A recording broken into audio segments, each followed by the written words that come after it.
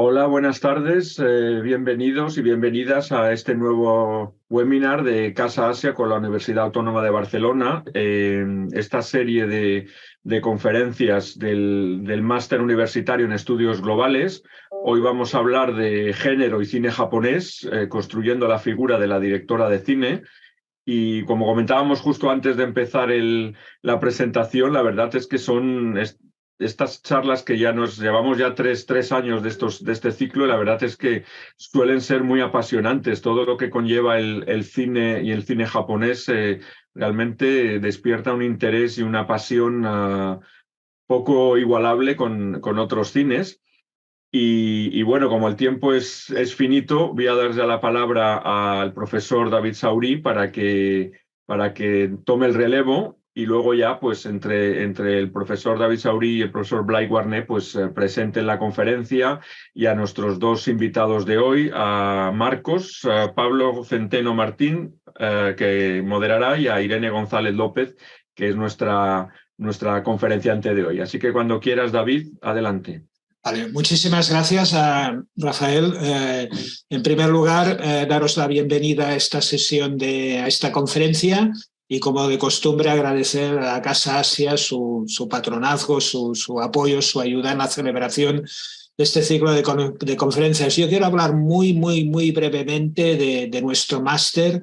Deciros, os pasaremos un poco la página web, que os pedimos que si queréis consultarla, pues la consultéis. Un máster anual de 60 créditos con un objetivo muy claro, ¿no? El que es estudiar un poco la influencia de Asia, de estos países de Asia Oriental, de China, de Corea, de Japón, en el mundo, ¿no? La proyección hacia afuera de estos países, ¿no? Es un máster que se estructura en una serie de módulos. Hay 3 módulos principales que los tenéis aquí: productos culturales, discursos representacionales e identidades transnacionales, un módulo más de tipo cultural. Luego hay un módulo de geopolítica, economía y medio ambiente. También este es un módulo más de política y sociedad, etcétera. Y luego hay un módulo más concreto todavía de política y sociedad en Asia Oriental. Con esto acompañamos unas asignaturas optativas que no son de nuestro máster, sino de otros másters que pueden ser relevantes para los estudiantes que tienen que escoger una, ¿no? Pues hay una asignatura de turismo, una asignatura de movilidad, de transporte, y otra asignatura de medios de comunicación, ¿no? También hay un módulo de casos prácticos, y finalmente lo que es un poco nuestro módulo quizá más importante, que es el trabajo de fin de máster, ¿no? El máster se imparte en español y en inglés. No es necesario el conocimiento de ninguna lengua de Asia Oriental, pero sí la comprensión del inglés. Y como he dicho, pues también se hacen en clases en español y en español y en inglés, ¿no? Entonces, está dirigido a todo tipo de personas interesadas en Asia Oriental, fundamentalmente del ámbito de las ciencias sociales y las humanidades. Todo y que nuestros alumnos actuales y pasados hemos tenido ingenieros informáticos, hemos tenido médicos, hemos tenido profesionales de otras disciplinas no estrictamente humanísticas, ¿no? O sea que está también abierto a todos estos posibles personas interesadas, ¿no? Entonces, para nosotros es muy importante también destacar que el profesorado es un profesorado muy especializado. Yo creo que soy el único profesor que no tiene aunque me interesa mucho el tema y lo conozco y lo sigo, hago cosas de medio ambiente, pero soy el único profesor que no tiene una experiencia directa de investigación en Asia Oriental, porque el resto del profesorado todos son, sea en el ámbito cultural, sea en el ámbito político, en el ámbito económico, en el ámbito de estudios humanísticos, etcétera, etcétera. Todos son especialistas, y algunos de los profesores son, digamos, nativos de Asia Oriental, sea de China, de Japón y de Corea, ¿no? Y concretamente contamos con él, por ejemplo, el director del Instituto Confucio en Barcelona como profesor del máster. También la directora del Instituto Sejong de Corea también es profesora del máster. y con otros profesionales que tienen muchísima experiencia de investigación y de trabajo en estos países, ¿no? Bueno, simplemente nada más recordar que hay que hacer una solicitud. Si estáis interesados podéis mirar la página web, hacer la solicitud de admisión. Tenemos un periodo estamos entrando ya en el segundo, casi en el segundo periodo de preinscripción. El máster dura de octubre a junio y está dividido en 2 semestres, o sea, se imparte por las tardes, normalmente en horario de 4 a 8, pero en el segundo semestre pues un poco más corto, de lunes a jueves. Cualquier pregunta, mirad la página web si os interesa, y cualquier pregunta os podéis dirigir tanto al profesor Blai Warmné como a mí mismo para cualquier duda o comentario. Y ahora, Blai, si quieres comentar alguna cosa más adicional, y ya podemos estar empezando la sesión. Muchas gracias, David. Sí, de hecho, bueno, es un placer volver a estar en Casa Asia. Muchas gracias, Rafael Bueno, por invitarnos nuevamente. ¿Sí? Blai, perdona, ¿puedo añadir una cosa? Claro, sí, adelante. Excepcionalmente, porque normalmente suelo ser bastante tímido en mis presentaciones, no solo mencionar que existe la posibilidad de hacer luego prácticas en Casa Asia, los alumnos del máster. Muchas gracias por mencionarlo. Sí, que realmente es algo gracias por la precisión, Rafa. Correcto, realmente es algo muy importante porque damos la opción de hacer el trabajo fin de máster como una investigación, o bien también como una investigación que tenga un resultado o una colaboración institucional. ¿Esto qué significa? Pues que se puede hacer una estancia como en prácticas en Casa Asia y en el Departamento de Política y Sociedad. Por ejemplo, ahora con Rafael Bueno pues tenemos un par de estudiantes y de hecho también no solo allí, también puede ser en el Instituto Confucio, en el Instituto Sejong de la República de Corea, en la Oficina de Estudios Japoneses de Japan Foundation Sakuranet, que tenemos en la Universidad Autónoma de Barcelona, en algunas empresas. Así que existe esa posibilidad de hacer esta colaboración institucional encajada como prácticas dentro del TFM, y es algo que nos hace muy felices porque da la posibilidad de tener un contacto directo con el mundo profesional de Asia Oriental en nuestro país. De hecho, en la Universidad Autónoma de Barcelona llevamos más de 30 años trabajando en el ámbito de Asia Oriental. Empezamos, por explicarlo muy rápidamente, a finales de la década de los 80 con la enseñanza de las lenguas china y japonesa, a la que pronto incorporamos también el coreano. En la década siguiente, la de los 90, fue ya la década de pedir los primeros proyectos de investigación competitivos, crear los primeros grupos de investigación, y todo esto cristalizó en la década de los 2000 con el grado de estudios de Asia Oriental. Tras prácticamente 2 lustros, más de 10 años, de hecho, tras más de 10 años impartiendo el grado de estudios de Asia Oriental, consideramos que ya era el momento de ofrecer un máster como el que estamos ahora ofreciendo desde hace ya 3 años, que es el Máster de Estudios Globales de Asia Oriental. ¿Por qué? Porque el mundo, y sobre todo Asia Oriental, su incorporación en el mundo de la globalización, ya no es exactamente el mismo escenario que teníamos hace 10, 12 años. De hecho, nuestra orientación en el grado de estudios de Asia Oriental es lo que llamamos una orientación de los estudios de área o estudios regionales, que es el conocimiento intensivo de Asia Oriental.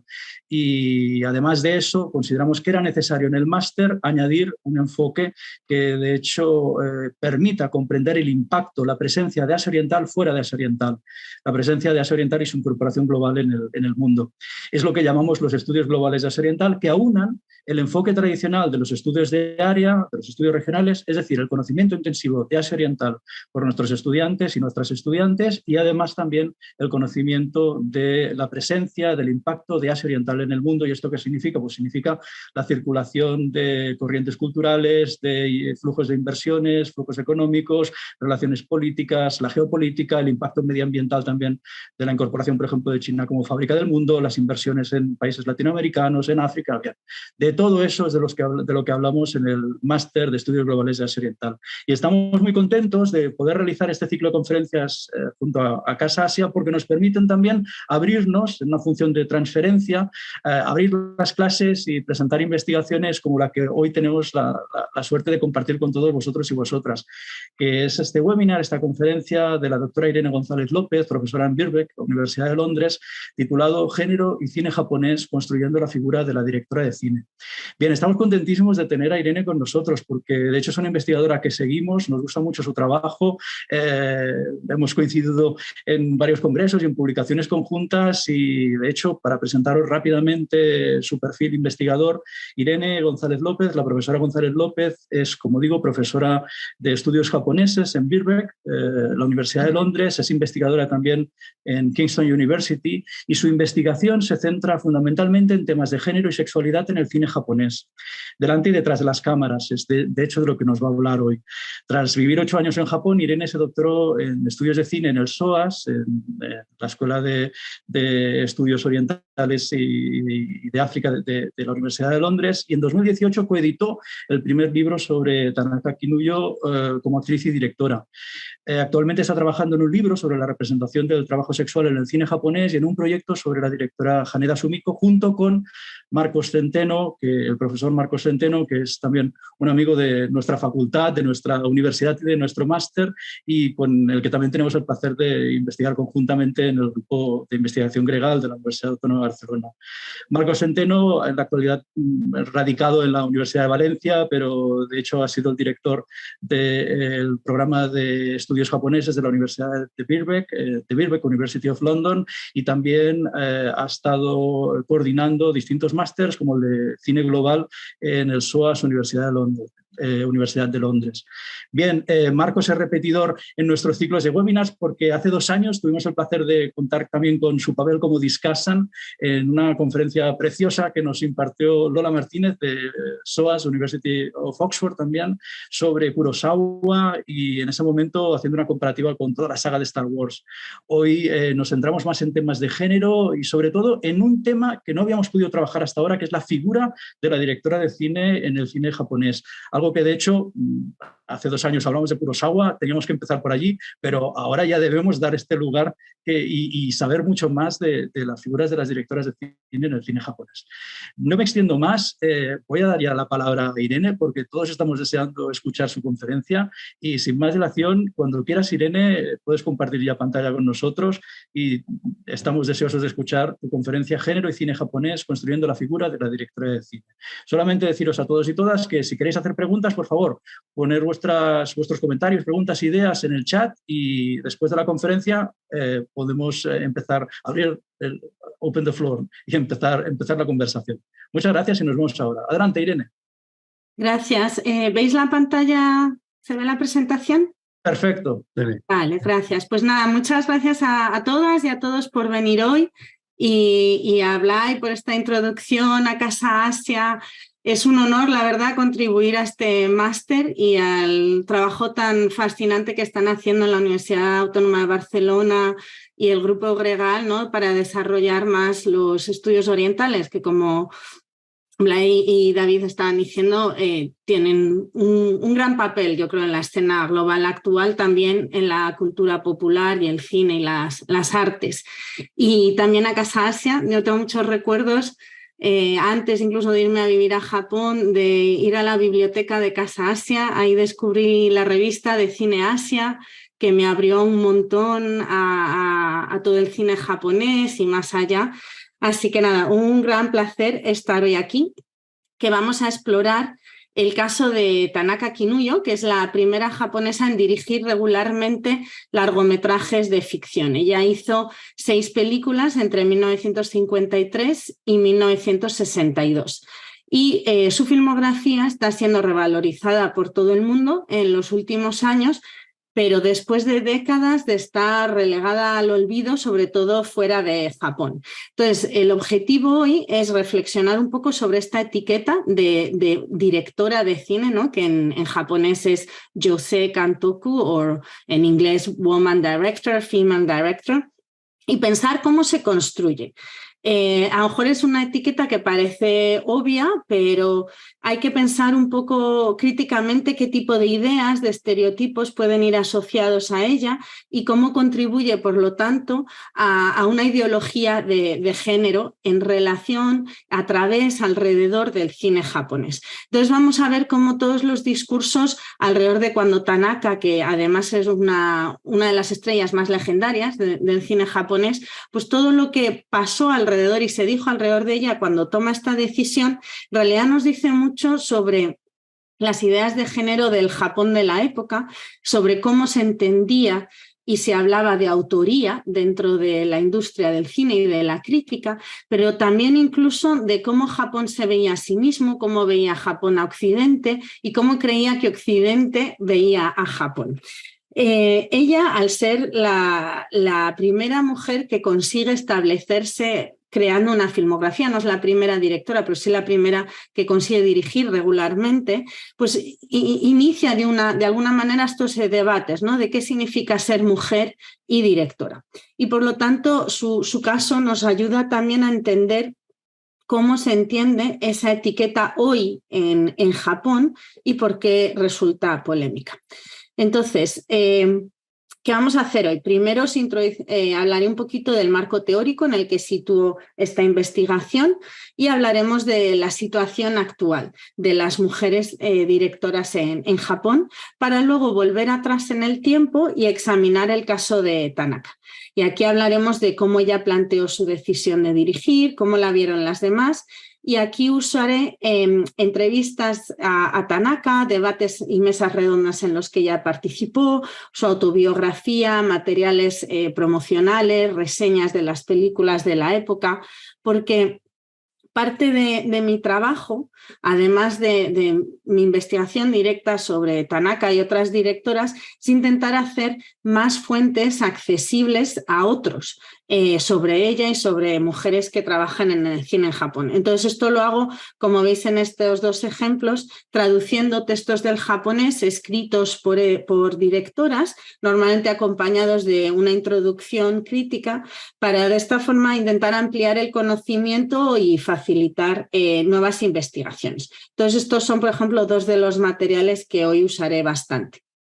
Y analizando este tipo de testimonios, veremos cómo las narrativas de género, de autoría y de nación convergen en la experiencia de Tanaka, y también cómo el concepto de autoría y el concepto de autoridad, que son dos palabras obviamente relacionadas, son términos definidos en parte por nociones y estereotipos de género. Y para terminar, reflexionaremos por qué es ahora que la obra de Tanaka de repente recibe tanta atención y qué nos enseña su caso acerca de la situación actual de mujeres trabajando en el cine en Japón. Bueno, pues como muchas otras feministas, investigadoras en Japón como Hori Hikari y Saito Ayako insisten en que es esencial hablar del cine hecho por mujeres o del cine de mujeres, que es un término también un poco ambiguo, como veremos, para recuperar las voces olvidadas, porque es muy importante estas voces olvidadas para repensar cómo hemos visto hasta ahora la historia del cine. Sin embargo, el concepto de cine de mujeres es ambiguo. Es cine hecho por mujeres, cine sobre mujeres, cine para mujeres. No existe realmente a día de hoy una definición única que todo el mundo acepte o que se comparta en diferentes festivales, por ejemplo.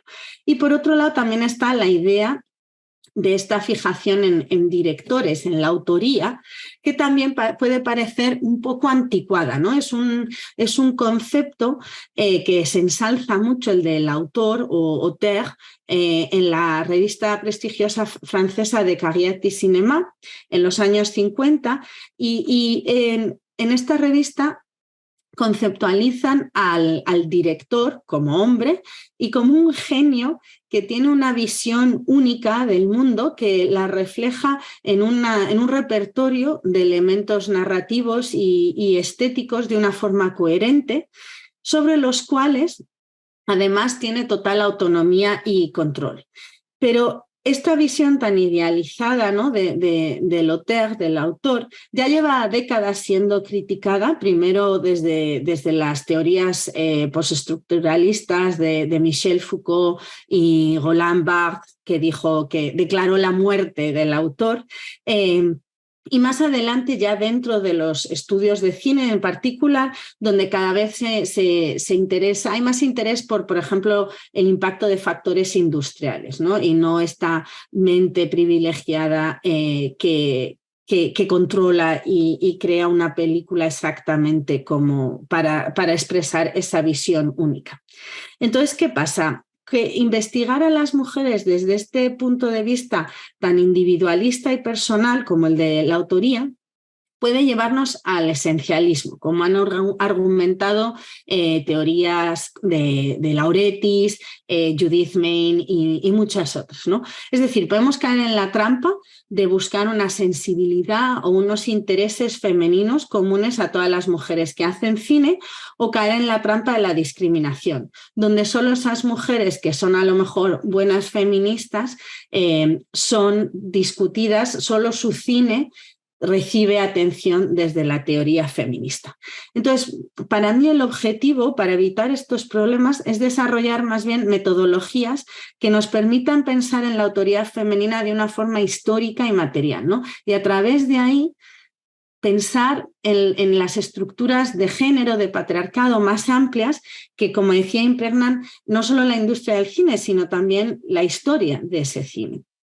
Entonces, vamos a ver cómo es, qué es la situación en Japón actualmente. Existe una gran desigualdad de género, sobre todo en posiciones de poder. Esta es una tabla que publicamos, o parte de una tabla que publicamos el año pasado, y como veis, ha habido una tendencia ascendente en la producción total de películas en Japón, y aunque hay una mejoría general en las películas dirigidas por mujeres, no hay un aumento estable, ni en la cantidad ni en la proporción respecto al total. Y hay otro proyecto interesantísimo que os recomiendo que se llama Japanese Film Project, que son gente que trabaja en la industria unidos a investigadores y están generando muchísima información, estadísticas sobre la desigualdad en la industria y también haciendo presión para mejorar esas condiciones de trabajo. Y ellos han desarrollado estadísticas más recientes, pero similarmente sus resultados dan que de 2014 a 2020 la producción total ellos se centran en películas de live action que hayan hecho más de 1 billón de yenes en taquilla. Y entonces, de 2014 a 2020, parecido aquí, el porcentaje de mujeres directoras es entre 4 y 8, fluctúa mucho, no se ve un aumento constante, pero en 2020 no hubo ni una mujer dirigiendo. Y obviamente esto está relacionado con el COVID, que como ya sabemos de sobra, también el impacto que tuvo tiene mucho que ver con género. Pero sí que es verdad que a pesar de estas condiciones, es la primera vez en la historia de Japón que tenemos un número considerable de mujeres que están generando una filmografía sólida, ¿no? de más de 5 o 6 películas. Y la presencia de estas directoras cada vez más en festivales internacionales, en circuitos de cine independiente, lo que se suele llamar art house cinema, tiene un gran impacto en cómo vemos la sociedad japonesa, ¿no? ¿Qué opinamos de esa sociedad? ¿Qué partes de la sociedad vemos? Desde dentro de Japón y también desde fuera. Pero como vemos, eso no significa necesariamente que haya un impacto positivo en cómo se las considera en la industria. Y aunque realmente la situación ha mejorado. Takano Etsuko, que es una de las programadoras más importantes del país, que falleció hace unos años, pero una mujer toda la vida, ¿no? Generando cultura en Japón, y fue la fundadora también del Festival Internacional de Cine de Mujeres de Tokio. Ella recuerda cómo en los 80 muchísimas cineastas extranjeras que venían al festival consideraban a Japón un país extremadamente machista, y le da mucha pena que no cuestionaban el estereotipo de mujer japonesa sumisa y pasiva, porque lo veían, cree Takano, omnipresente en el cine japonés. Al menos el que consumían, al que les llegaba, ¿no? Tal vez. Y además Takano también lamenta que en esa época la gran mayoría de los críticos japoneses de cine menospreciaban o directamente ignoraban el trabajo de mujeres directoras.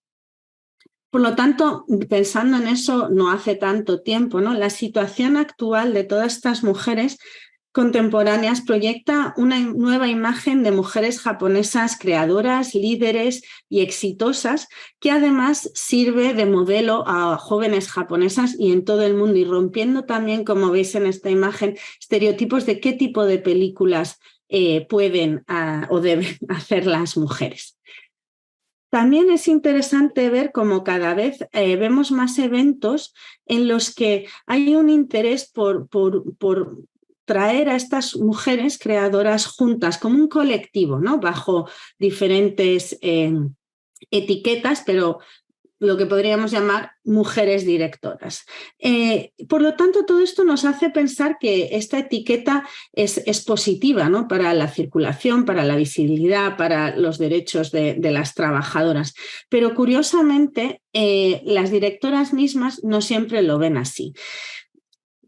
Llevo unos años trabajando con Alejandra Armendáriz Hernández, que es otra fantástica investigadora española en el exilio, también muy interesada en directoras de cine y temas de género, y colaboramos a menudo juntas.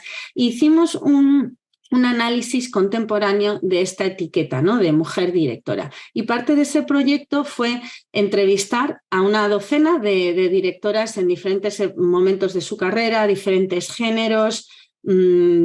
Sí, con bastante variedad, que obviamente es una muestra pequeña, pero bueno, les preguntamos cómo se sentían ellas respecto a esta etiqueta. Y descubrimos que muchas realmente no quieren ser identificadas como yosei kantoku. Pensar que igual que en inglés, el japonés no tiene género, ¿no? O sea, que en castellano tú dices directora y no puedes evitar ponerle género al sustantivo, pero en japonés podrías decir kantoku, que sería director, sin señalar que es una mujer. Y a ellas no les gusta, a muchas de ellas no les gusta que se añada ese yosei, ese femenino.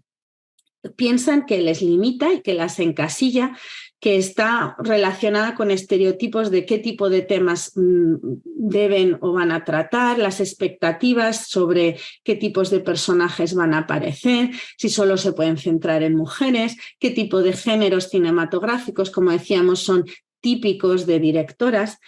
A veces consideran que hombres dentro de la industria usan el término de una forma peyorativa, que creen que se benefician injustificadamente de esa etiqueta, pero también otras consideran que desde luego es positivo para diferenciarse, para alcanzar o ponerse en contacto con otro tipo de públicos o que esos públicos les puedan identificar a ellas, y por lo tanto también una forma de conectar con redes internacionales, transnacionales de otras cineastas y de feminismo. Pero ven que a veces se usa más como una mera herramienta de marketing que está fuera de su control y que reproduce esos estereotipos, ¿no? Y al final ellas en general opinan que hay discriminación en la industria, eso no lo niegan, pero piensan que es simplemente reflejo de la sociedad japonesa y del machismo y el sexismo que hay en toda la sociedad. Curiosamente, en su experiencia a veces hay más presión en Occidente por ser la buena directora, la directora feminista, ¿no? Por hacerse bandera de algo y sentirse limitadas a qué tipo de cine pueden hacer. Pero claro, como hasta hace muy poco no existía realmente un número notable de mujeres dirigiendo de forma sustancial, ¿no? De forma regular, no había muchos modelos de roles o referencias, y por eso creo que es muy interesante volver atrás a ver en detalle cuál es la experiencia de Tanaka Kinuyo, ¿no? La primera mujer que consiguió establecerse como directora en la industria mainstream, en la industria comercial, y pensar cuál es su legado. Bueno, Tanaka Kinuyo es, como decíamos, la segunda directora del país. La primera es Sakane Tazuko, que trabajó en la preguerra, sobre todo en películas de no ficción, y recibió un bullying horrible de todos los hombres en su equipo y no pudo continuar dirigiendo. Entonces, Tanaka es la única que está activa en los 50, en los 60, dedicada a cine de ficción. Esto también es importante porque en documental tenemos gente como Haneda Sumiko, que es muy prolífica y es otra directora en las que estoy trabajando con Marcos. y con Alejandra.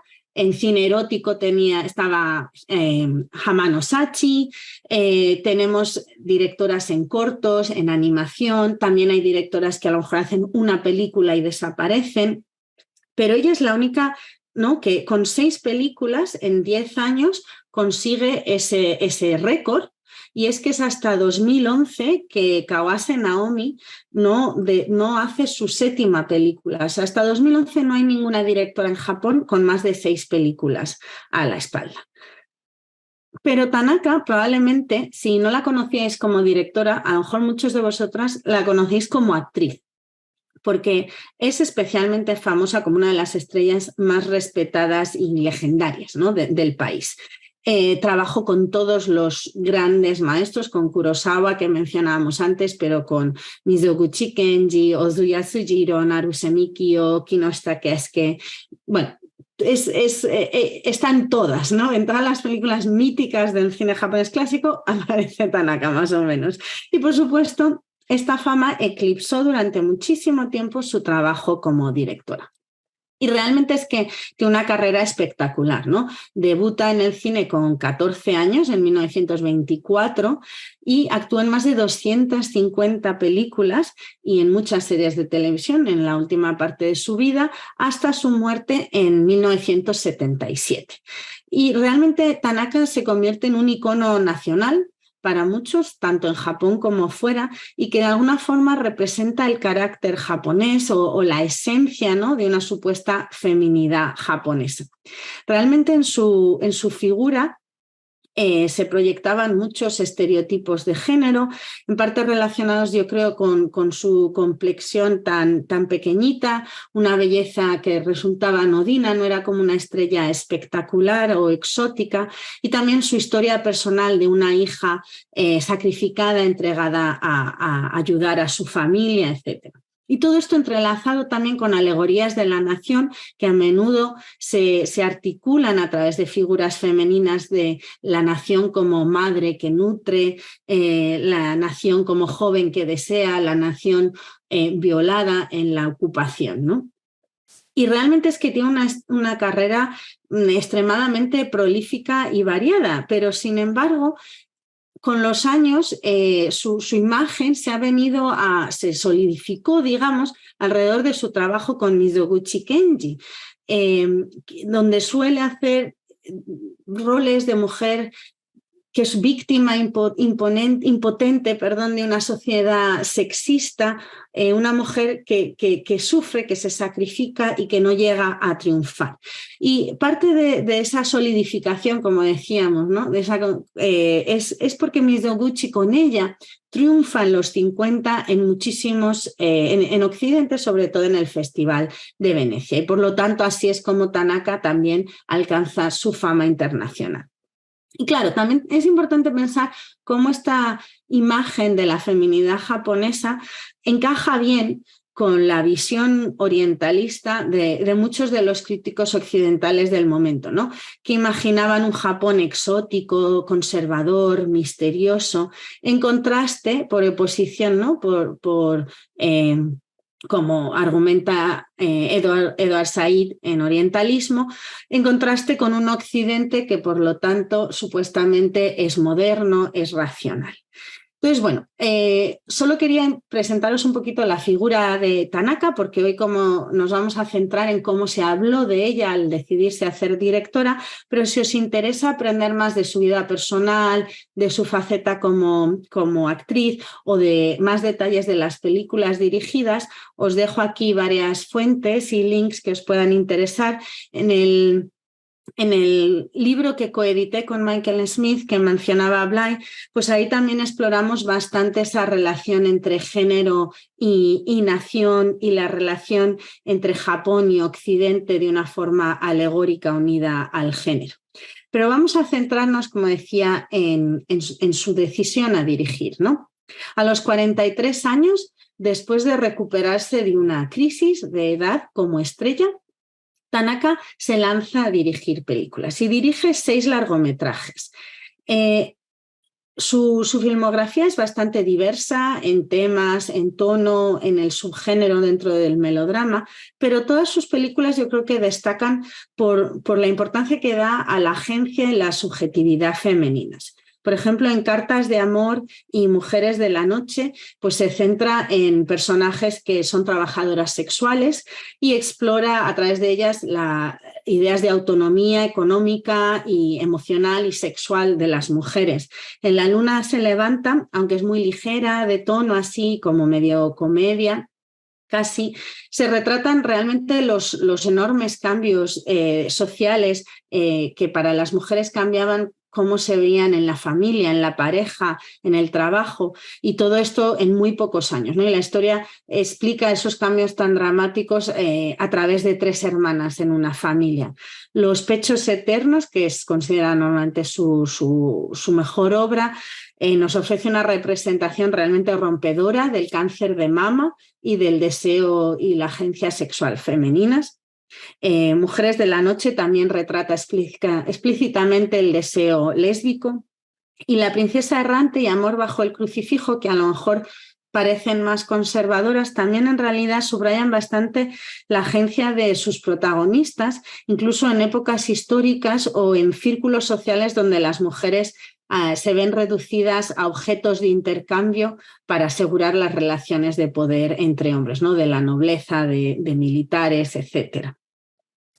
No es que todas sus historias sean, en mi opinión, radicalmente femeninas o feministas, o subversivas, pero desde luego que yo creo que sus personajes, sus protagonistas son supervivientes, son mujeres que al final viven a su manera, y eso es lo que es muy diferente a las películas que hizo, por ejemplo, con Mizoguchi. Para mí su mayor mérito está justamente en reinterpretar las convenciones del melodrama, que es un género que, como sabéis, está normalmente muy centrado en historias sobre mujeres, pero dominado por la mirada del director masculino. Y sus 2 primeras películas, como veremos, están muy marcadas por la ayuda, el apoyo de los grandes, los llamados maestros del cine japonés, y el gran cambio viene con Pechos eternos, con su tercera película, porque aquí Tanaka se aleja de todos estos hombres tan famosos que dominan la industria y ella empieza a buscar sus propios proyectos, sus propios guiones, se apoya más en otras mujeres. Por ejemplo, aquí trabaja por primera vez con la guionista Tanaka Sumie, con la que repetirá en Mujeres de la noche. Más adelante trabaja con otra guionista súper famosa, Wada Nato. A lo mejor conocéis por su trabajo con Ichikawa Kon, que el director, que era su marido. Busca inspirarse en la vida de mujeres reales, de personajes históricos, como en Pechos eternos y La princesa errante. Adapta novelas y biografías, novelas escritas por mujeres, biografías de mujeres. Trabaja con productoras como Nagashima Hisako y una productora que se llamaba Ninjin Club, que la montaron tres actrices de la época, ¿no? Pero claro, su estatus como estrella siempre fue un arma de doble filo, ¿no? Por un lado, ella consigue debutar sin haber pasado por el arduo entrenamiento de asistentes a dirección que tenían que pasar todos los demás. Desde el primer momento tiene a las mejores estrellas, al mejor equipo técnico, presupuestos muy generosos y también, por supuestísimo, muchísima atención mediática. Pero a la vez, también su fama y el hecho de ser actriz, y vamos a hablar de esto un poquito, hizo que muchos pusieran en duda su capacidad para dirigir. Entonces vamos a empezar por mirar cómo ella plantea este cambio en su carrera, ¿no? Que realmente creó mucha polémica en la industria. Ella la articula como una intervención política, inspirada en las reformas de género que habían comenzado con la ocupación aliada después de la Segunda Guerra Mundial, ¿no? Entre el 45 y el 52, que desatan unas reformas de género realmente rompedoras en comparación con muchos países occidentales también de la época. Aquí las mujeres consiguen el derecho al voto, acceso a educación mixta y superior, derecho al aborto, derecho al divorcio, supuestamente igualdad de género en el trabajo. Por supuesto, las reformas no fueron tan efectivas como muchas mujeres hubieran querido, pero bueno, son cambios muy radicales, ¿no? Y por otro lado, Tanaka también se demuestra muy consciente de esa mirada masculina que tradicionalmente ha definido qué es una mujer, cómo es una mujer, ¿no? Ella escribe en su autobiografía que quería retratar a las mujeres desde una perspectiva de mujer. Yamamoto Kyoko, que es una de las pocas mujeres que consiguió triunfar como crítica de cine en la posguerra, recuerda que en los 50 Tanaka le dijo: es natural para una mujer entender a las mujeres. Yo quiero retratar a los hombres desde un punto de vista de las mujeres, ¿no?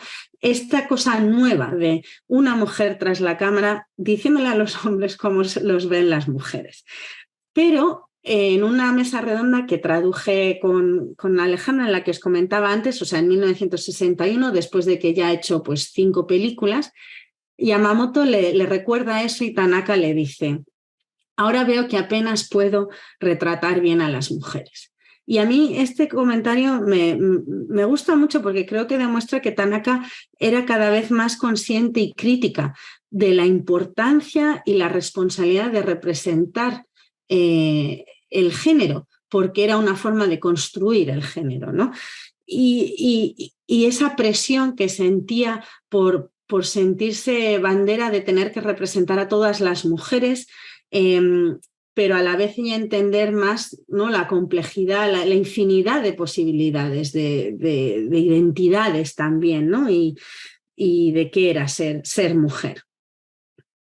Pero realmente, como os decía, su decisión crea bastante revuelo en la industria y, como veis en este manga satírico que se publicó en Japón, algunos ridiculizaron su decisión de hacerse directora como un antojo o como una decisión, como una idea muy desesperada de una estrella envejecida que buscaba desesperada atención porque estaba cayendo a lo mejor o iba a caer en el olvido como estrella. Pero bueno, creo que todos estamos de acuerdo que dirigir 6 películas en 10 años no puede ser un antojo, pero también es verdad que Tanaka sí era consciente, desde luego, de esa discriminación por edad que dominaba y en cierta parte sigue dominando la industria y que afecta especialmente a las actrices. Y reconoce en su autobiografía que sí pensó también en dirigir como una forma de mantenerse haciendo cine, ¿no?, sabiendo que su carrera como actriz era caduca. Y aunque vemos mangas y comentarios un poco así negativos como este, la verdad es que muchos y muchas la celebraron, ¿no?, la consideraban un modelo inspirador. En la mesa redonda esta de la que hablaba, que son mujeres que han triunfado en la industria, en el 61, tenemos otra actriz, Yamamoto, la crítica, y Kawaki Takashiko, que es una programadora, distribuidora también, toda una autoridad en Japón. Y en esta mesa redonda es muy interesante porque vemos que Tanaka no es consciente de que realmente lo que está consiguiendo es pionero en el mundo. O sea, solo hay una decena, menos de 20 mujeres en todo el mundo que en ese momento estén haciendo largometrajes de ficción de forma regular. Podríamos pensar en Aida Lupino, Jacqueline Audrey, Wang Ping, Ana Mariscal, Muriel Box, pero no hay muchas. Y muchas de ellas, igual que Tanaka, antes fueron actrices. Y podemos hablar de eso más tarde. Y también, desde luego, había más en países comunistas. Pero Tanaka y estas mujeres en esta mesa redonda, por un lado, hablan de todo el sexismo que existe también en Occidente, son conscientes, ¿no?, de que es un problema global, internacional, pero a la vez sí que tienen como bastante complejo de inferioridad. Piensan siempre que Japón está muy retrasado y Tanaka no es consciente de eso, de su estatus como pionera. Y es interesante para mí porque este complejo de inferioridad es una normalización, una absorción, ¿no?, de una visión muy occidentalista del progreso que eclipsa los logros de las mujeres y el papel pionero muchas veces de países no occidentales. Pero en cualquier caso es cierto que no faltaban los escépticos que cuestionaban si una mujer podía trabajar detrás de la cámara, e incluso Tanaka, es que esta mesa redonda es fascinante porque está llena de contradicciones, ¿no? Tanaka, por un lado, está exigiendo, como las otras, que haya más igualdad de género en la industria, pero a la vez insinúa y habla también de cómo ha hablado de este tema con Mochizuki Yuko, que es otra actriz de la época que hace una película, dirige una película, y que ellas ven que realmente para una mujer dirigir de forma regular es muy difícil y dicen que es un trabajo muy duro y que además es muy duro porque exige muchas aptitudes de liderazgo, ¿no? Entonces está esta contradicción, porque aunque no lo digan explícitamente, obviamente si Japón está produciendo en esta época 500 películas al año, están insinuando que por naturaleza los hombres son más aptos para ese trabajo. Y como os mencionaba antes, también estaba el problema de ser actriz, ya no solo mujer, sino actriz. Porque en Japón los actores eran considerados como dotados de grandes cualidades físicas, de una gran intuición, pero en general no se les veía como particularmente inteligentes o intelectuales, ¿no? Y el director Mizoguchi Kenji, con el que tanto había colaborado Tanaka, se opuso totalmente a que Tanaka dirigiera y declaró que ella, que había dejado la escuela con 10 años, no tenía cabeza para dirigir. Este comentario llevó a Mizoguchi y a Tanaka a romper del todo su relación personal y profesional. Pero claramente no todos estaban de acuerdo con Mizoguchi.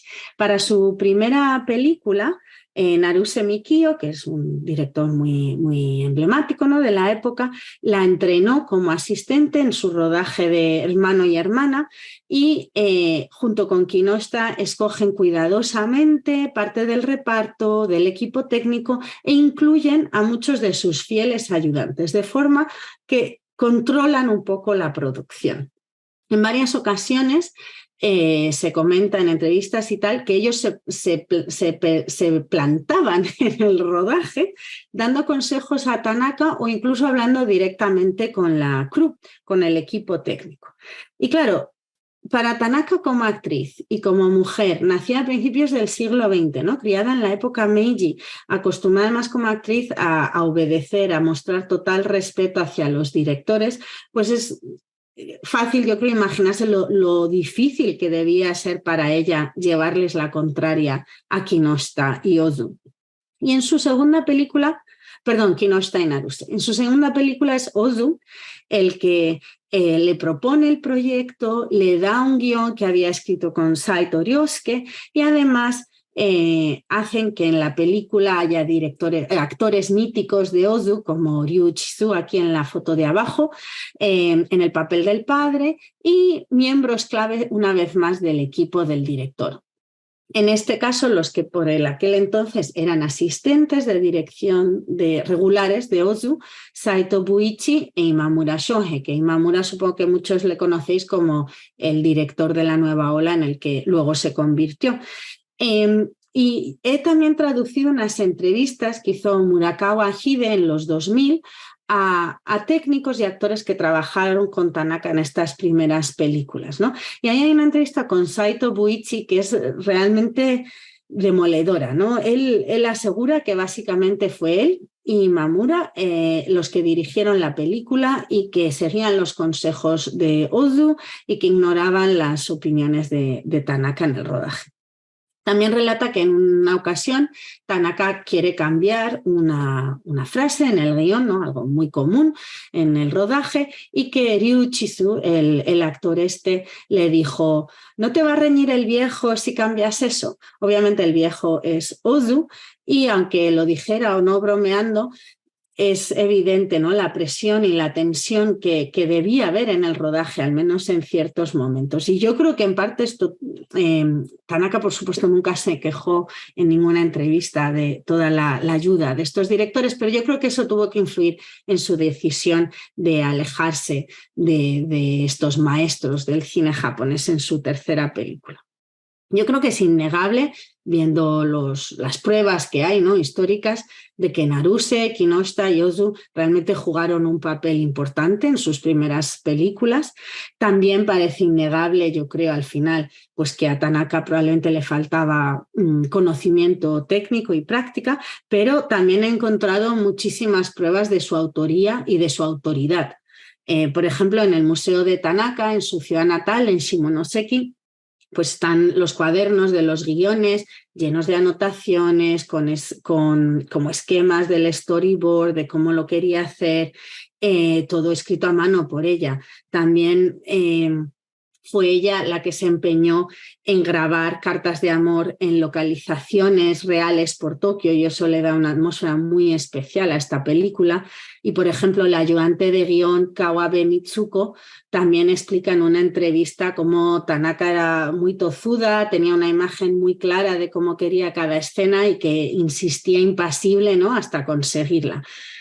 También dudo que estos directores tan famosos la apoyaran si no creían que fuera capaz de conseguirlo. Yo creo que querían asegurarse, eso sí, de que no fracasara, tal vez sin ser conscientes de que esa protección tan excesiva pues ponía límites a la creatividad y la autoridad de Tanaka. Kagawa Kyoko, que es...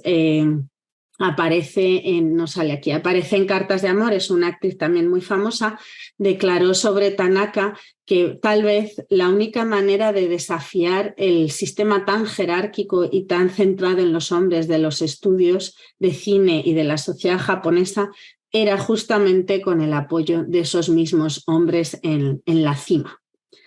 Y bueno, si miramos a la promoción y la recepción, desde luego vemos en general cómo esta etiqueta de directora de cine o cine para mujeres se usa como un reclamo comercial y político. En general, los críticos celebran a Tanaka, pero también la cuestionan, ¿no? Y traen mucho a colación la contribución de Naruse o de Ozu. Reconocen que sus películas nos están trayendo personajes femeninos que consideran muy auténticos, dicen, auténticos es como una palabra clave en estos textos, y también destacan mucho el toque femenino, que en japonés sería yosei rashisa, y que ella está impregnando de esa feminidad temas que ya han tratado antes hombres directores. Pero nunca nadie define qué es esa feminidad, qué es ese toque femenino. Es todo como muy ambiguo y un poco estereotipado, ¿no? También comentan sobre qué tipo de películas, qué tipo de géneros debería tratar Tanaka. Por ejemplo, cuando debuta, muchos críticos dicen que están sorprendidos que haya decidido hacer una película sobre trabajo sexual y donde el personaje masculino central es retratado muy a fondo, ¿no? Porque decían que le pegaba más un melodrama tradicional de mujeres en familia, que sería algo como más asequible para su primera película, ¿no? Y constantemente están hablando de cómo Tanaka tiene que combinar estos roles de género, ¿no? En este material promocional que veis aquí de Carta de Amor, publicado en Kinema Junpo, para mí representa de maravilla cómo se supone que tiene que combinar la autoridad del director que se imagina de una manera masculina, ¿no? Tenemos en la derecha a Tanaka vestida de moda masculina, rodeada de hombres, muy seria, todos muy concentrados, no hay contacto visual, también una composición muy jerárquica, ¿no? Muy estática, y en el otro lado esa feminidad supuestamente que Tanaka tiene que traer, la vemos relajada, con actrices riéndose, doblando ropa, abrazada a un niño que aparece en una escena en la película, o sea, no está nada central. Y bueno, me fascina porque es como que la revista ni siquiera era capaz de imaginarse en una sola imagen cómo una mujer podría ser este rol masculino y femenino a la vez, ¿no? Y también, para mí, esto nos invita a cuestionar esta relación de la que os hablaba entre autoría, autoridad y género. en la industria del cine clásico, porque por una parte es normal que Tanaka despertara rencor entre asistentes varones como Saito Buichi, porque para cuando trabajó en La Luna se levanta llevaba 6 años de asistente de Ozu, se había cambiado a Nikatsu, a otro estudio, para ver si le daban ya por fin una oportunidad de dirigir. Y se ve en esta situación, ¿no? Ayudando a alguien que claramente le falta conocimiento y práctica. Pero realmente es ese sistema de aprendizaje del que se quejaba Saito lo que aseguraba y alimentaba el privilegio y el prestigio asociado a la figura del director, que además se mantenía como una posición esencialmente masculina. ¿Por qué digo esto? Porque en la posguerra solo graduados de universidad podían acceder a ser asistentes de dirección. Así que muy pocas mujeres podrían incluso ni siquiera intentarlo. Era un proceso, este entrenamiento muy duro física, mental y emocionalmente, porque los asistentes se subyugaban totalmente a la autoridad y al ego de los directores. Pero los comentarios tan paternalistas y tan arrogantes de Saito Buichi realmente revelan el machismo que impregnaba esta noción de autoridad y de autoría. Porque, por ejemplo, él critica que Tanaka era muy dura con los actores noveles, que les llevaba al límite, pero no les explicaba cómo actuar. Y esto es algo que parece sacado de un comentario sobre cómo dirigía Mizoguchi. O sea, eso es exactamente lo que hacía Mizoguchi. Pero Saito dice, hablando de esa actitud de Tanaka, que era como una obsesión femenina. Esas son las palabras textuales que utiliza, ¿no? Y Angela Martin ha argumentado cómo la figura del autor que se construyó en los Carrières du Cinéma, la que os hablaba al principio, ¿no? Alrededor de figuras como Godard, fue concebida asociada a cualidades percibidas como masculina, como una autoridad agresiva, una rebeldía violenta, un instinto erótico a menudo depredador. Y yo defiendo que algo similar ocurría en el cine japonés y que cuando esas mismas cualidades las exhibía una mujer se le tachaba de histérica, de agresiva o de poco profesional. Juliana Bruno explica muy bien cómo esa figura tan cargada de masculinidad y en general de una masculinidad blanca es la que en realidad debemos interpretar que gente como Foucault o Barthes están criticando, están desautorizando, pero alejar esa idea de la autoría femenina, porque esta justamente ha sido negada por la concepción de la otra. Y esta es la idea, ¿no? que sustenta todas las teorías, todas las prácticas feministas y poscolonialistas que han creado, creo yo, el momento idóneo de que ahora sea cuando se reevalúa la carrera de Tanaka como directora, ¿no? Ella es realmente un ejemplo fascinante y, como vemos, lleno de contradicciones de las voces discriminadas y olvidadas del canon. Y de verdad es increíble cómo en cuestión de los últimos, pues no sé, 6, 7 años, ¿no? Hay decenas de retrospectivas por todo el mundo, todos los continentes. Sus películas se han mostrado en Cannes, por fin están disponibles en Blu-ray y en DVD, pero solo con subtítulos en francés, por Carlotta Films. Y bueno, ¿qué podemos aprender, ¿no? de toda experiencia de Tanaka y de este momento que estamos viviendo, que hay ese interés, ¿no? por las voces olvidadas y el peligro de otra vez esencializar la figura de la mujer directora? Yo creo que vemos que es una etiqueta complicada, llena de contradicciones, llena de riesgos.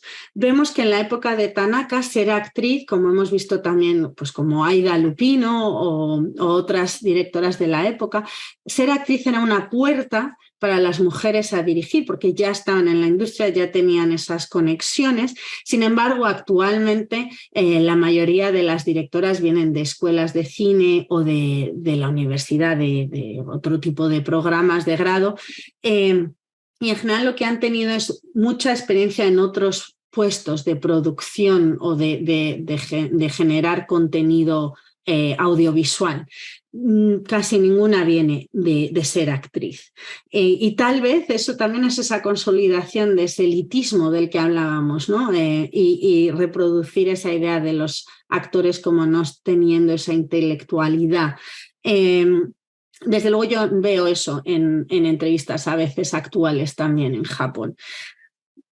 Sigue siendo recurrente esta comparación con Occidente, ese cómo Japón, cómo nos imaginan, cómo imaginamos, pero no, actualmente no siempre quieren ser parte de esa idea, ¿no? Ese como colectivo imaginario de mujeres directoras internacionales. Sin duda fue y sigue siendo efectivo para marketing, pero ahí es donde cabe el riesgo de fuera de control y de esos estereotipos. Y vemos que, sobre todo, una cosa que yo creo que fue y sigue siendo, ¿no? Es cuando hablamos de estereotipos y ese riesgo, es esa idea de entender la autoría masculina como universal y a la autoría femenina como ese otro que tiene una casilla especial donde tiene que quedarse, ¿no? Y ese es también el riesgo en el que el mundo académico a veces es cómplice. Por lo tanto, vemos en el caso de Tanaka, y yo creo que en la industria actual, que los estereotipos, las expectativas, las limitaciones de las que también hablan las directoras actuales, que muchas de ellas rechazan ser identificadas como Yosei Kantoku, como directora mujer, ya lo sufría Tanaka, que sí aceptó e incluso hizo bandera de la etiqueta, ¿no? Por lo tanto, lo que está claro es que rechazar esa etiqueta no va a evitar el sexismo que parece que trae. El sexismo está ahí y yo creo que, por lo tanto, la etiqueta sigue siendo válida como una herramienta política para comentar la industria, para deconstruir la ideología de género que, como os digo, no es solo en el cine, sino también en las historias tradicionales y hegemónicas de cine e incluso en la crítica. Y para terminar, me gustaría compartir esta declaración de Tanaka del 61, que me encanta. A no ser que las cosas cambien, no se puede decir que la posición de las mujeres esté totalmente reconocida. Por eso, cada vez que dirijo una película, siempre odio que parece que lo que hacen las mujeres es considerado especial. Existe este tipo de idea. Y cada vez que pienso en esto, siento mucha frustración. La posición de las mujeres solo se resalta cuando resulta conveniente. Muchas gracias. Muchísimas gracias, Irene. Doctora González, de hecho, González López, ha sido magnífico. Muchas gracias por tu magnífica conferencia porque nos has abierto una aproximación y un campo fascinante. Y ahora lo que queremos es debatirlo contigo y para eso tenemos la suerte de contar con nosotros con Marcos Centeno, el doctor Centeno, que como os comentaba al principio es profesor de estudios japoneses en la Universidad de Valencia, ha dirigido el programa de estudios japoneses en Birkbeck, University of London, y ha sido profesor en la School of Oriental and African Studies, el SOAS, como antes comentaba, de Londres, donde ha dirigido el máster en Global Cinemas and the Transcultural. Ahora mismo está en Yale y le agradecemos especialmente el esfuerzo por conectarse ahora y creo que tendremos un debate muy productivo porque veo conectados también a especialistas en arte japonés como Daniel Sastre, en cine como Ferran de Vargas, en Popular Culture como Tomás Grau, además de David Talavera, Marta Cardona, bueno, entre otros y otras que nos acompañáis hoy aquí. Así que, Marcos, cuando quieras, estamos deseando escuchar tus comentarios y debatir todos juntos y juntas. Gracias. Bueno, nada, a mí igualmente ha sido un placer, es un placer estar aquí y un placer escuchar a Irene González, todo lo que nos está descubriendo del cine japonés y aportando estas nuevas perspectivas sobre cómo abordar películas que a lo mejor conocemos, algunos conocíais, otras no, pero desde un nuevo punto de vista.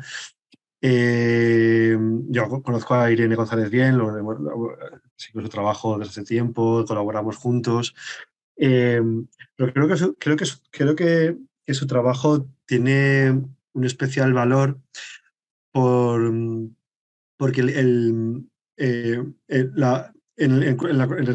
respecto a la necesidad de descolonizar disciplinas en muchos ámbitos, incluido el cine japonés, y la necesidad de volver a descubrir, no volver, sino realmente descubrir el trabajo de las mujeres, el papel que han tenido las mujeres en el cine japonés, que ha sido enorme, pero siempre ha permanecido pues, como entre bambalinas o han estado siempre, han tenido papel oculto.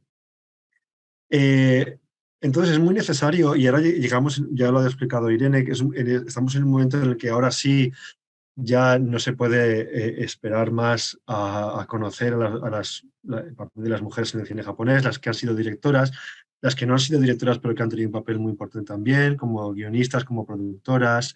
Bueno, Irene ha comentado algunas de ellas, también como coordinadoras o directoras de festivales. Pues ahí hay un grupo de gente que ha permanecido ignorada a lo largo de la historia y la literatura que existe en el cine japonés. Entonces, bueno, Irene ha planteado muchísimas cosas, además ha matizado muy bien todos los conflictos que hay respecto a cómo entender el cine de mujeres, si es apropiado o no, qué pros y qué contras tiene, el concepto.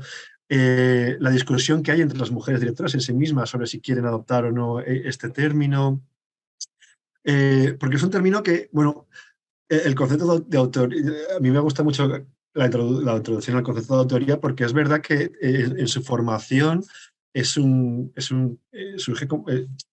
cuando se desarrolla el concepto de autor, la política de auteurs en Francia, el Cahiers du Cinéma. Bueno, Alexander Ostrug había hablado del Caméra Stylo a finales de los años 40, pero luego ya es Truffaut quien habla de la política de auteurs en los 50, pero articulan este concepto en torno o lo basan en torno a autores masculinos. Todos son autores masculinos con los que trabajan.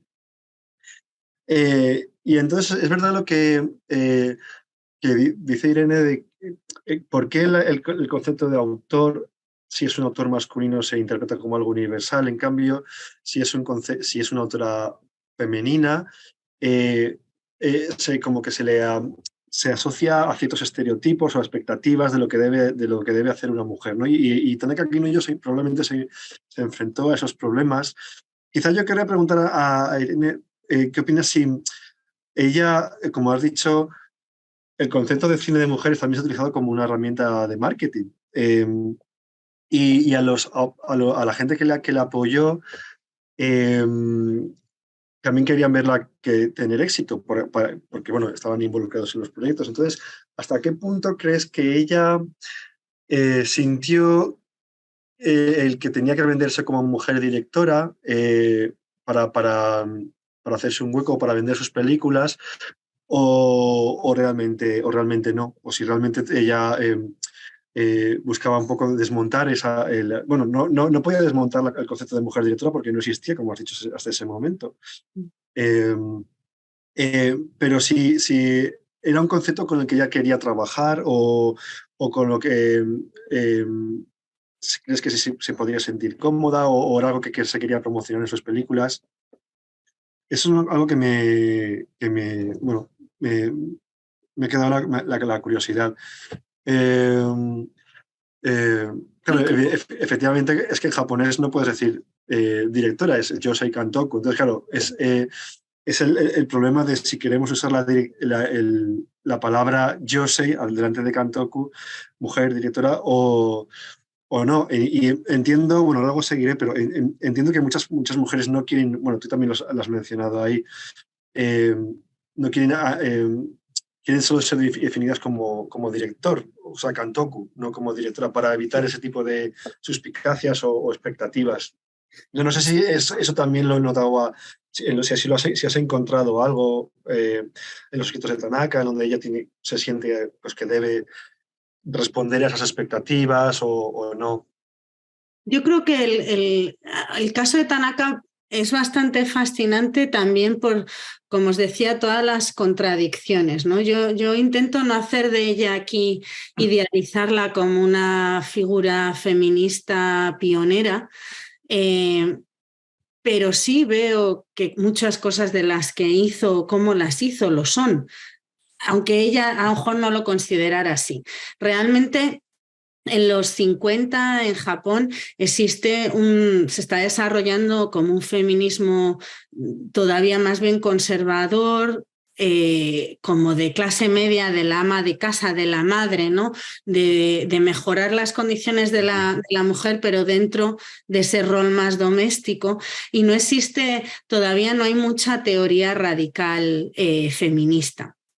También es verdad, siempre es importante entender que conceptos como feminismo tampoco son universales, o sea, que se han referido a diferentes cosas, diferentes épocas y en diferentes lugares. Pero ella, desde luego, sí habla de su decisión claramente unida a esas reformas de género, ¿no? De una forma política, pero yo no estoy segura hasta qué punto también eso es un poco parte de ese marketing, ¿no? De ponerse una etiqueta, buscarse un hueco. Me sorprende en su autobiografía, es muy triste que habla muy poquito de su faceta como directora. Habla mucho de su vida personal y luego de su vida como actriz, y la faceta como directora es breve. Y también vemos en esa mesa redonda en la que os hablaba, ella no es consciente de lo pionera que es, tiene comentarios que son bastante sexistas y al fin y al cabo es una mujer nacida en 1909, no solo que además deja la escuela con 10 años, que no sé si eso es bueno o malo en la época del militarismo imperialista, pero ella ella ha aprendido del mundo y de la vida y de todo en el show business. O sea, primero trabaja en una troupe como bailarina y toca un instrumento que se llama biwa y ya debuta con 14 años. Entonces, es normal que tenga también esa visión del género relativamente conservadora, pero desde luego los temas que escoge, sobre todo a mitad de su carrera, ¿no? O sea, de Pechos Eternos, Las mujeres de la noche, tanto el tema en sí como cómo decide mostrarlo es muy rompedor. Y yo he estado en muchos screenings en estos últimos años presentando y hablando de Tanaka y realmente la gente alucina, ¿no? Pero esto es de 1955, o sea, yo estuve investigando, por ejemplo, durante un tiempo a ver si encontraba películas de cualquier país que hubieran retratado el cáncer de mama y ninguna encontré que lo retratara. O sea, apenas las hay que ni lo mencionen en esa época, pero es que en esta película vemos las prótesis de pecho, vemos la preparación para una mastectomía, o sea, muy explícito. Y lo mismo podríamos decir de la relación lesbiana que aparece por un lado, por una parte romántica y por la otra de sexo comodificado, por interés entre mujeres. También la violencia entre mujeres, pero no de una forma exploitativa como se ve a menudo en la nueva ola japonesa, sino de una forma, la forma en la que mueve la cámara, en la que evita esa espectacularidad del cuerpo femenino vulnerable. Y eso para mí es feminismo. Pero yo no creo que ella... Por ejemplo, esto lo he hablado con Murakawa, la profesora que hizo esas entrevistas que he traducido, y ella sí considera que Tanaka era bastante conservadora políticamente. Pero creo que, desde luego, por otro lado, era muy beligerante en la industria, como tenía mucha fama, desde muy pronto tuvo mucho poder de decisión, mucha influencia. Nunca se casó y luego enseguida se separó y nunca volvió a casarse. O sea, realmente también vemos una clara intención de ser independiente, de hacer las cosas a su manera, digamos. Y yo sí veo una forma de contestar un poco el tipo de arquetipos femeninos que ella ha actuado para directores masculinos. Muchas gracias. La verdad que es fascinante lo que dices es verdad, la película. Yo no he visto nunca una película que trate el tema del cáncer de pecho y lo que dices que alguien lo haga en los años 50 es impresionante. Y el retrato del amor lésbico también y la violencia entre mujeres. Bueno, ya es verdad, lo había tratado Masumura en Manji.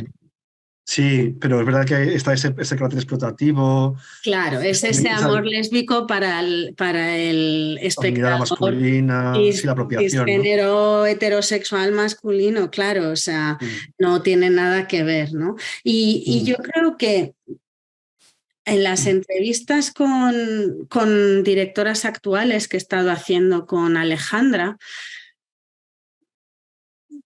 entiendo, o sea, nos parecía interesante cómo muchas de ellas no se consideran feministas, pero a la vez volvemos a lo mismo. Nosotras sí leemos unas ideas y un enfoque feminista en sus películas, pero lo que rechazan mucho es que parece, por ejemplo,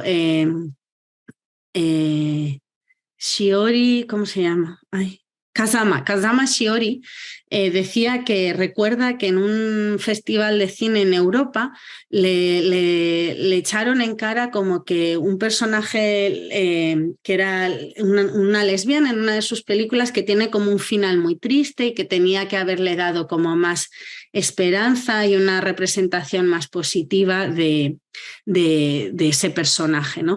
Y entonces ella se quejaba de, pero ¿por qué tengo yo que hacer eso?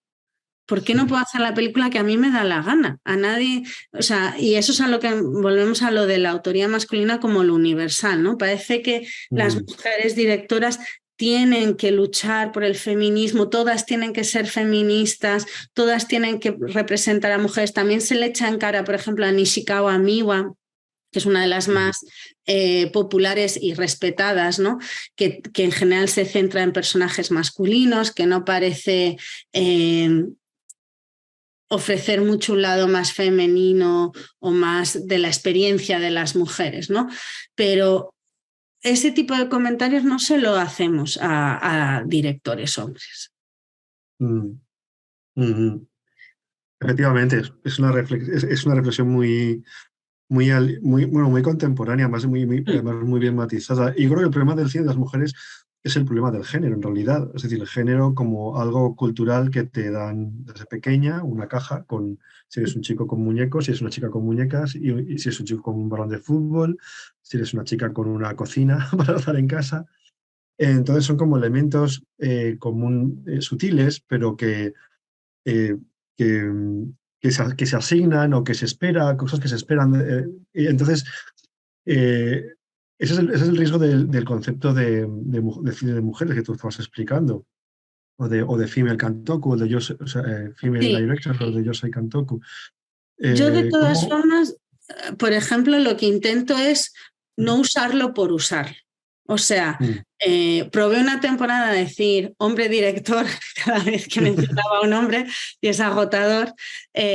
Entonces, si no es necesario, yo no tengo por qué en inglés y en japonés, ¿no?, especificar que estoy hablando de una mujer. Pero sí me parece importante y de verdad os recomiendo el proyecto de Japanese Film Project, porque están generando muchísimas estadísticas, muchísima información open access sobre la situación de falta de igualdad en la industria, pero también como un problema, o sea, están intentando hacer un grupo de presión hacia los estudios y la industria, porque se está yendo el talento, o sea, no hay veteranos porque la gente se quema, ya no solo mujeres, también hombres, pero sobre todo mujeres, se queman, después de unos años lo dejan, porque no pueden seguir el ritmo, porque se sienten, explotados, ¿no? Y entonces como realmente repensar pues todas las políticas por un lado de cuidado, pero también contra el bullying, contra los excesos de poder, y ahí de nuevo yo creo que es muy importante pensar en cómo se ha imaginado la autoridad en relación a la autoría. Son dos palabras claves y eso en relación al género, ¿no? Y el concepto de nación también que mencionabas. Se permite a unos y a otros, o porque realmente muchas de las historias que sabemos de Mizoguchi y de otros directores japoneses son bastante duras. Y me parece muy interesante que Saito Buichi la llame histérica, la llame exagerada, la llame cruel. en cosas que si cambias los nombres podría estar hablando de otros directores famosos. Bueno, también no sé si templáis anuncio de la cámara, no sé si es que querías. Sí, si me permites, Marcos, y al hilo de esto, bueno, me parece una discusión muy interesante y de hecho, no sé si, Irene, quizás nos podías contar algo más de este tema en concreto, que ahora mismo lo estabas también trayendo a colación, ¿no? De la mirada del hombre, por un lado protectora, pero también acosadora. De hecho, marcando perfil, por no decir marcar otra cosa, pero muy presente, que se presenta en el plató y empieza a dar consejos e indicaciones y que por tanto ningunea, en este caso, el papel que ella tiene allí, ¿no? Y por tanto su autoridad también la mina, ¿no? Y más pensando en mi propia investigación, en la representación, en la lengua, me ha venido a la cabeza un trabajo de Miyako Inoue de la Universidad de Stanford sobre el Yoseigo, sobre la lengua de la mujer, el registro lingüístico de la mujer, que tiene que ser más soft, más otros verbos, otros verbos. Y ella hizo trabajo de campo a principios de los 2000, estamos hablando de ahora, trabajo de campo a principios de los 2000, principios mediados de los 2000, sobre cómo se comportaban y cómo adaptaban, cómo gestionaban este registro lingüístico las mujeres que de hecho ocupaban una posición en una empresa, modifica el nombre para que no se sepa, pero bueno, en una empresa donde tienen hombres a su cargo. Por lo tanto, ¿cómo hacen eso? ¿Cómo imponen su autoridad? ¿Cómo lo gestionan? Y me pareció muy interesante, no sé si puedes ahondar un poco más en esto. Sí, porque... es que eso también sale en algunas de las entrevistas que he estado traduciendo, que por cierto espero que sean publicadas este año en el Journal de CMS, de Society for Cinema and Media Studies. Me dieron un premio de traducción presentando ese proyecto y bueno, por fin va a ser publicado. Y son fascinantes y hablan también de eso, ¿no? Bueno, hay que leer un poco entre líneas, pero yo creo que se están refiriendo a eso, de que ella no sabe exactamente, duda un poco en qué registro utilizar. Saito Buichi también dice que grita mucho y yo me pregunto, ¿sería gritar una forma de contrarrestar eso? Y volvemos a lo mismo, es una mujer que nació en 1909.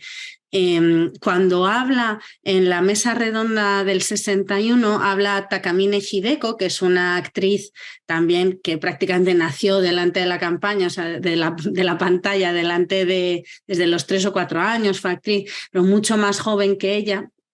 Y dice que, claro, que a ella ya le da un poco más igual todo, tiene una relación más igualitaria con su marido, pero Tanaka es una mujer en el fondo bastante chapada a la antigua y además toda la gente a su alrededor sí que decía que era como tan educada y correcta que daba un poco de miedo. Como que no sabías muy bien qué estaba pensando, por dónde iba a salir, porque siempre hablaba de una forma muy, muy correcta y muy educada. Y que creo que también está relacionado de nuevo con el complejo de que no estudió. Entonces son muchas capas ahí, pero por ejemplo, gente como Mizoguchi Kenji tampoco fue a la universidad.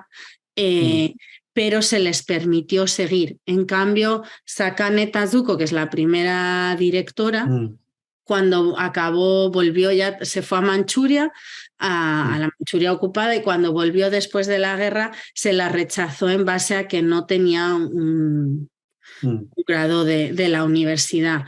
Y eso se utilizaba como una forma también de mantener a las mujeres fuera, y por eso Hamano Sachi, que sin duda es la mujer que más películas ha dirigido en el país, se dedicó al cine erótico, porque era en el único sitio donde podía entrar sin tener una carrera universitaria.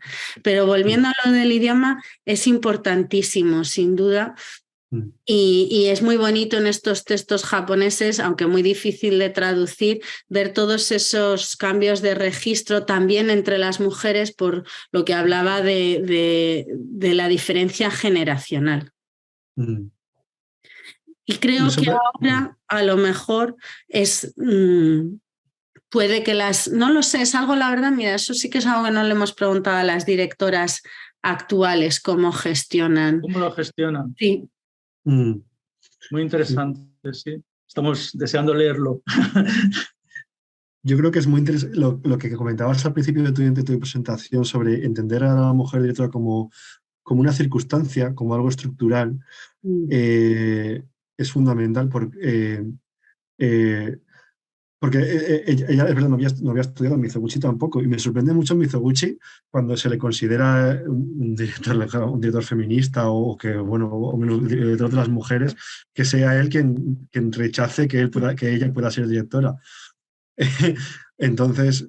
Y Furukawa y Shindo Kaneto, que han escrito como una biografía novelizada de Tanaka, ellos insinúan, se imaginan que Mizoguchi estaba, por un lado, enamorado de ella, que tenía mucho miedo a que fracasara y que se le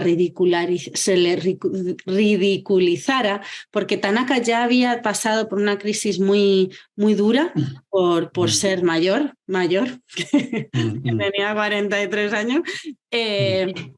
Pero claro, en esa época para una estrella eso era muchísimo y se la estaba ridiculizando muchísimo en la prensa amarilla. Pero es gracias a Mizoguchi en parte y a Naruse que vuelve con papeles más maduros como el de madre o Kazan, como la vida de Onharu, ya como mujer madura pero como una gran estrella.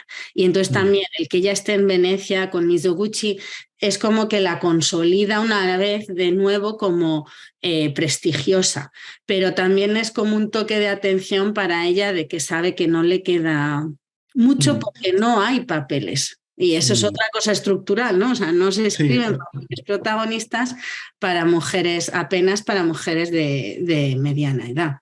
Allí va un poco con lo del carácter estructural, de que las mujeres cuando tienen cierta edad ya no se espera que sigan trabajando en cine ni como actrices tampoco. Entonces, de alguna manera es también rompedor que ya vuelve como una actriz. Sí, por ejemplo, Takamine Hideko, de la que os hablaba, fue todo una polémica que ella no se jubiló cuando se casó y continuó actuando. Pero eso fue muy hablado, pero ya es otra generación, ¿no? Y ya se la veía de otra manera.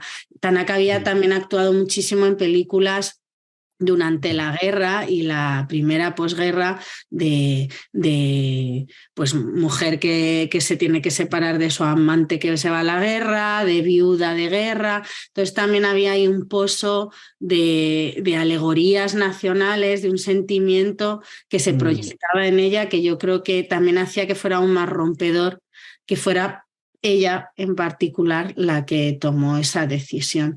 Pero también quería resaltar respecto a lo que decías, Marcos, de una figura estructural. Para mí es muy importante también replantearnos el mundo académico, ¿no? O sea, cómo enseñamos, los índices de los libros, los programas de las asignaturas y evitar que esto sea una casilla que hay que rellenar.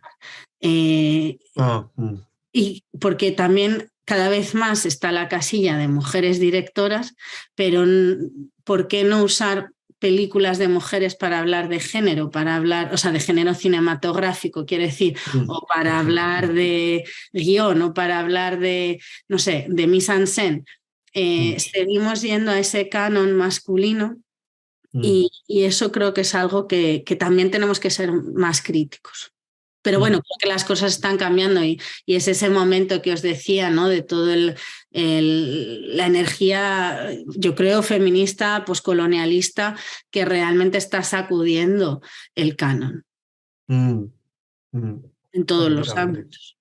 Es verdad. Pues estamos ya en el último minuto, de hecho, si hay algún comentario, alguna idea, si no, yo ya he empezado también a difundir un poco cuál será nuestra próxima actividad, pero antes de esto quiero dar las gracias a Irene González López, a la doctora Irene González López, por esta magnífica conferencia. Nos ha encantado, hemos aprendido muchísimo, y a Marcos Centeno, doctor Marcos Centeno, por ayudarnos a dialogar, a construir esta conversación con Irene, en la que también nos ha ayudado a terminar de completar la fotografía sobre este campo que nos has abierto.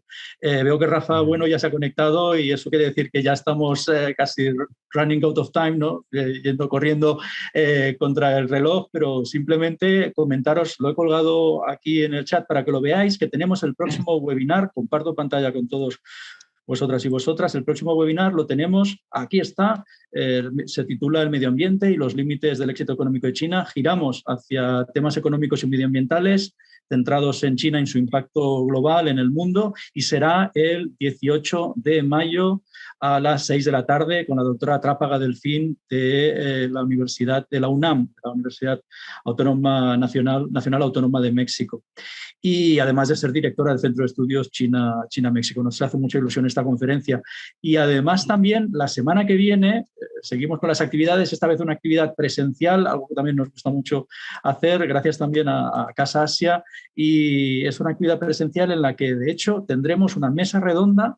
Aquí lo tenemos en el CCCB de Barcelona, en el Centro de Cultura Contemporánea de Barcelona, mesa redonda, cultura visual japonesa, videojuegos, manga y anime, aprovechando varias sinergias, la presencia de autores de un libro, especialistas en videojuegos, manga y anime, y además también la celebración de una exposición en estos momentos en el CCB sobre cómic, dibujado por mujeres, que también tiene influencias de la estética manga-anime. Así que creo que puede ser un complemento magnífico por lo que hoy también hemos estado hablando. Sin más dilación, muchas gracias Irene González López por esta fascinante conferencia y Marcos por tu ayuda en esto. Paso la palabra a Rafa Bueno, agradeciendo como siempre la ayuda de Casa Asia en la organización de este ciclo de conferencias. Muchas gracias, Rafa. Adelante.